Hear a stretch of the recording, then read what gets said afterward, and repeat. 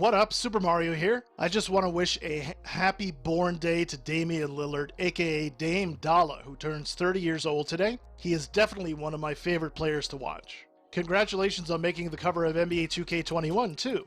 That is well deserved. Which means we have to talk about the 2K cover athlete curse. For those of you who are unaware of what I'm talking about, I'll explain briefly. Legend has it that since NBA 2K13, a number of athletes featured on the cover of NBA 2K winded up getting traded. So, it should come as no surprise that Damian Lillard has reportedly, low-key, asked for a trade to either the New York Knicks, which seems unlikely, or, more likely, the Los Angeles Lakers. Now, I personally don't see Lillard heading over to the Knicks unless drastic changes happen in the front office.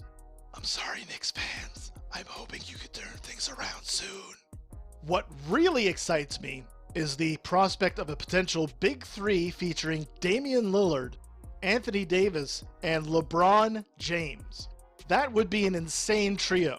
However, I was thinking, how could the Lakers possibly land Damian Lillard? Well, I have hatched up a scenario that I think would be worth a short little video, so please bear with me here.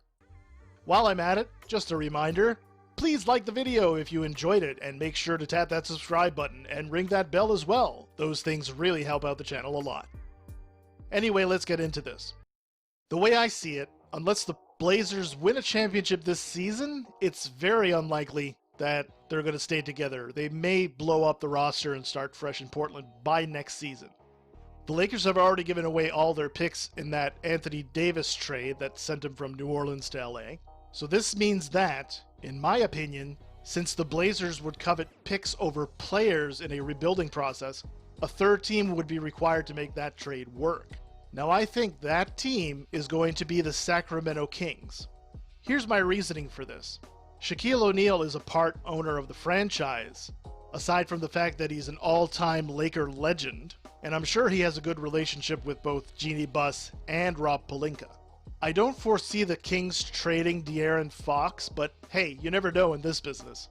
So let me show you how this trade would work, in my opinion. Now, just as a reminder, Trade Machine on ESPN is not super accurate, it's just for fun. So when you see the trade is unsuccessful in Trade Machine, sometimes that can be a little misleading. For one thing, draft picks.